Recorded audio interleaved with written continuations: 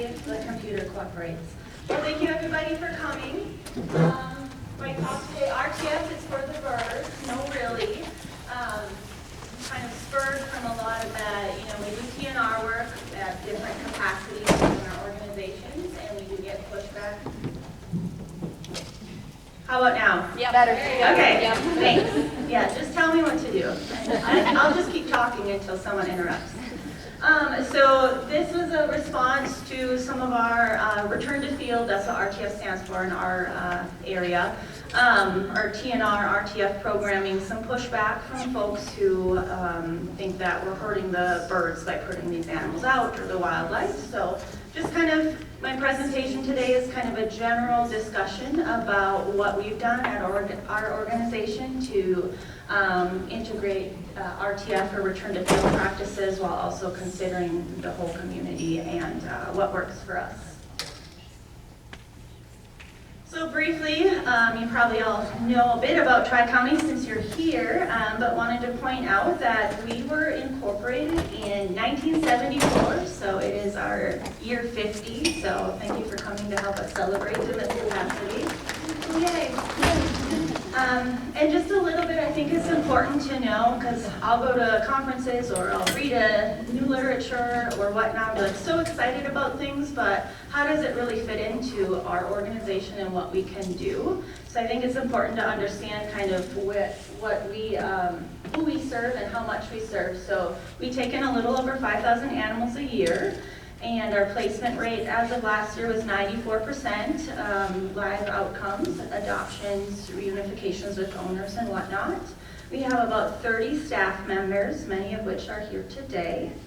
And we have a lot of volunteer support, so over 16,000 hours of volunteer services last year, and that does not include our foster program, which is a whole lot more. And then we perform about 3,200 surgeries on site each year with our veterinary team. So that's kind of where we're coming from and how we've tailored our return to field programs to fit what our capacity is. So I know it's RTF is for the birds, but beyond return to field, beyond TNR, a lot of this is about outdoor cat population management. There's not one right way. There's not one way to fix it. There's a lot of cats that live outdoors, so kind of piecing together different ways that we can manage these populations in the most humane way for the people and the animals that are involved. So when we think of this, I put strategies, because again, it's plural. There's lots of different ways to go about it. You have to consider your available resources. I would love to do all the TNR requests that we get all the time, but that's not practical either. So think about the resources we have available. Use data-driven practices that we have to also balance with the ethical standards of our organization, but also our community and the stakeholders who are calling us about these cats. And then we also have to think of how this fits in with the other programming in the shelter and what kind of capacity you have to start these programs. So again, there's not one quick, easy thing, because we get phone calls all day long. I have a feral cat, there's a tomcat, a stray cat, kittens again, another feral cat, this one's pregnant. So it can be a really confusing topic and a lot of different ideas of what this means. So for today's purposes, I'm going to kind of narrow into community cat and using these guidelines. So when I'm referring to a community cat, they're ones that are unowned, so ones that we don't have one specific owner, it's not somebody's pet. There might be multiple people providing some care, whether it's food, shelter, watching out for them, but not necessarily an owner. These cats, the ones I'm talking about today, lack socialization to humans. There is definitely community cats that are friendly that fit that bill, but for today, where we've narrowed in our return to field, our TNR practices are the asocial or minimally social cats that are not going to be great candidates for adoption and are already accustomed to that outdoor lifestyle. And then they are also generally healthy. That's a prerequisite for entry into most TNR, RTF programs, that they are healthy enough to take care of themselves if they're re-released. So this all starts before even talking about return to field or TNR. kind of managing those outdoor cat populations right from the beginning when folks call. Like, I found a cat, we want to just think about the best way to help this cat and this individual person. It's not, oh, you found a cat, bring it right in, because what do we do then? We have too many animals, they might not make their way home if folks don't know that their stray cat might be brought here. So the first thing is to kind of do a bit of almost a triage of each call or request for a cat. So right off the bat, is this cat friendly? Which again, very subjective, but we can ask more questions about, can you touch this cat? Does it come for food? Is it wanting to be attention? Does it run every time you see it? Does it appear sick or injured? Because those are, again, reasons why we might expedite their process, whether it's intake or potential TNR type stuff. And how long has the cat been around the area? So that's a thing too. We don't want to say, oh, every outdoor cat is a community cat. It might be someone's pet who's roaming. It might be an animal in need. So those are questions too, just to kind of that couple slides back where it's, oh, there's a stray cat. Actually, it's been living here for 2 years and I feed it. Well, it's probably not so much a stray as part of this area, whether it's your cat or the neighbors or just a community cat. So trying to figure out the background of the cat as best as possible before we determine which program to put them into. So here's a great example. Again, not every cat needs to come to the shelter right away. So if you have people requesting, you know, I have this stray cat, I need help with it, we can help before immediately bringing them in. So I found a friendly cat. If it looks friendly and healthy, most studies out there are going to tell you that those cats are more likely to find their way to their home, to their owner, if they stay in that neighborhood, as opposed to rushing them to the shelter. So here's an example, a real life example of myself. Miss Tilly May was in my alley randomly asking to come into everybody's houses, and of course my neighbor Rose, there's a cat here. I'm like, oh, I'm off the clock, bud. But okay, I'll come check it out. So this is a post I made, you know, get good photos, explain exactly where it was found, and not just like a generic Facebook post, like post on Nextdoor, post on the Lost and Found community pages, you know, call your local organization, the Humane Society of that clinic, and start kind of advertising this animal as found. And then if after a period of time, whether that's a day or two or the legal stray hold, however it plays out, if nobody comes forward, then can proceed with the next step. Is that intake to the shelter? Is that spay neuter or whatnot? Spoiler alert, she never left my house. So then on the flip side, again, another from my own front yard here, people aren't going to call probably, maybe a few well-versed folks, but I found an unsocial community cat. That's my interpretation. This guy we've seen in our neighborhood very sparsely, but consistently. So the questions, I just saw this new cat today, and these are questions we ask. How long has it been around? Does it look significantly injured or ill, or is it healthy? Is it pregnant? That might speed up our process as well. And then just consider all of our options before taking action. Because again, just setting a trap for this big beefy Tom who's never been around people, walking into our Humane Society where there's adoptions and surrenders and all over, that's not a good place for him probably. And what are we going to do with him next? So kind of planning that process before they show up at your door is kind of part of that whole TNR return to field conversation.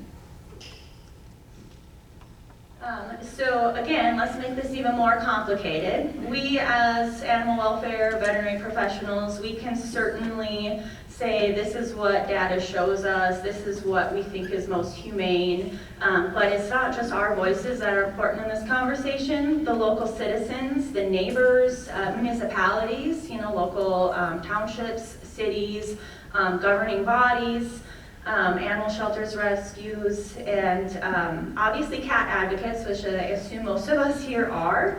But then we've also got those wildlife and bird advocates, and those are kind of, again, at the title of this is sometimes we feel like we're at odds with, we don't want cats around, you know, predating on these animals, but also the best way to kind of solve both of these. We have a common goal, which is less cats.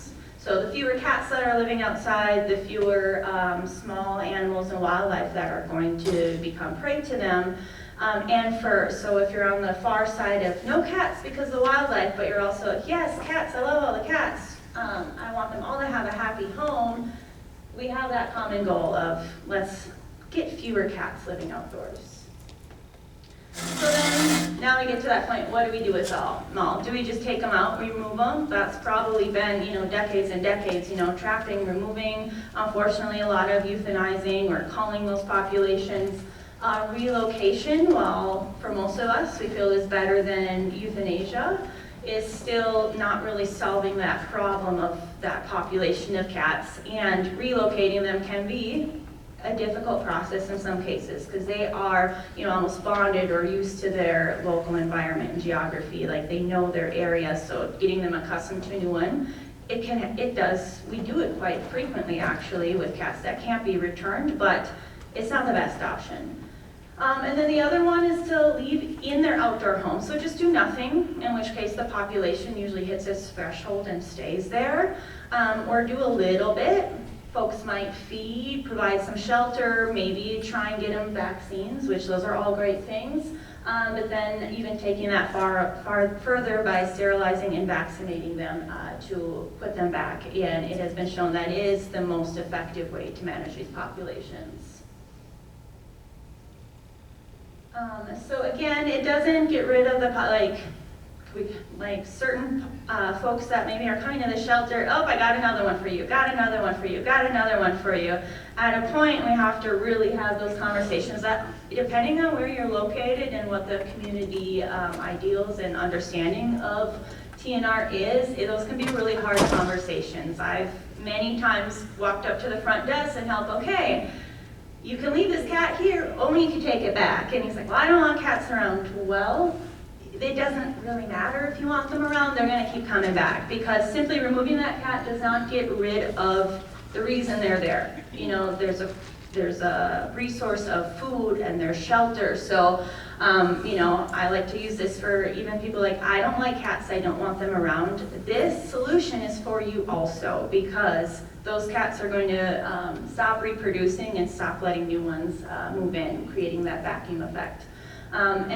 There's a few little stats sprinkled in here, I won't get heavy on them, but a good example here of that is even if you remove about half of them in this case, within a few months, you're gonna get back to that same population because the ones that you don't catch are gonna continue to reproduce and refill those spaces. All those seats at the table are open, so new cats are gonna, whether they migrate in or reproduce, it's just gonna go back to the same number of cats.